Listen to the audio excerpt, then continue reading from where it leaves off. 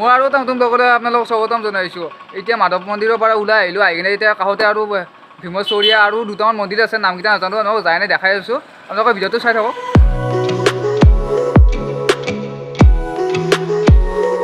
এতিয়া আমি পাহাৰৰ ওপৰে যাই আছোঁ, কমলেশ্বৰ মন্দিৰ। আপোনালোকে ইয়াত চাব চেগুন গছ চছ মানে একদম জংঘলৰ পৰিৱেশ, একদম ইফালে মানুহ গছ চছ নাই একেবাৰে।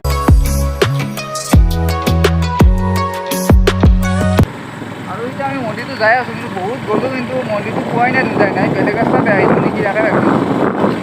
নাই পালোঁ আমি মন্দিৰ পালোঁ, চাইনবোৰ্ড দেখা পাইছোঁ। পালোঁ আপোনালোকে ইয়াত চাব পাৰে, একদম এইটো খোজকাঢ়ি আহিছে আমি যে চাব পাৰে। আপোনালোকে আমি এতিয়া আহি পালোঁ কেদাৰ টেম্পল, আৰু ওপৰৰ ফালে উঠি যাব লাগিব চিৰিদি। আমি এতিয়া কেদাৰ টেম্পলটো আহি পালোঁ। ইয়াৰ পৰা আপোনালোকে চাব ওপৰলৈ একে হয়গ্ৰীৱ মন্দিৰৰ নিচিনা ওপৰলৈ চিৰি উঠি যাব লাগে। আৰু আপোনালোকে ইয়াৰ পৰা কাষৰ ভীম মন্দিৰ চাব পাৰে, ইয়াতে গছ গছখিনি ঠাইখিনি চাব পাৰে আপোনালোকে। আমি এতিয়া ওপৰলৈ যাই আছোঁ, যাই আপোনালোকক মই দেখাই আছোঁ ওপৰলৈ যাই মন্দিৰৰ ফালে।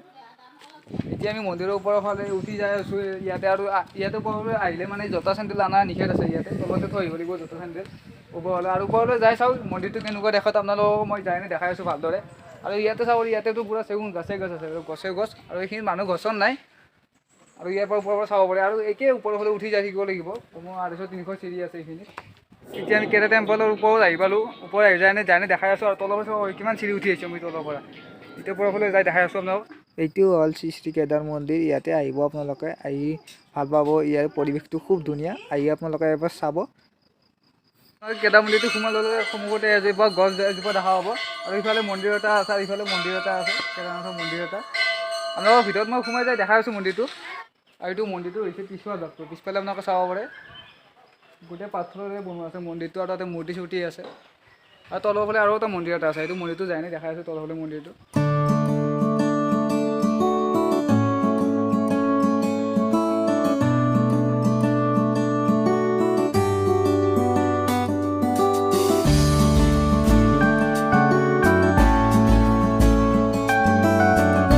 আপোনালোকে চাব পাৰে মন্দিৰটোৰ কাষতে পুখুৰী এটা আছে, ইয়াতে আৰু কাষতে ৰাজা আছে ইয়াৰ পৰা। আৰু ইয়াতে মন্দিৰ এটা আছে কাষতে, আৰু ইয়াতে কাষতে পুখুৰী এটা আছে, আৰু ইয়াতে কাষতে ৰাজা আছে, আৰু এইটো আৰু কাষতে আৰু এটা মন্দিৰ এটা আছে।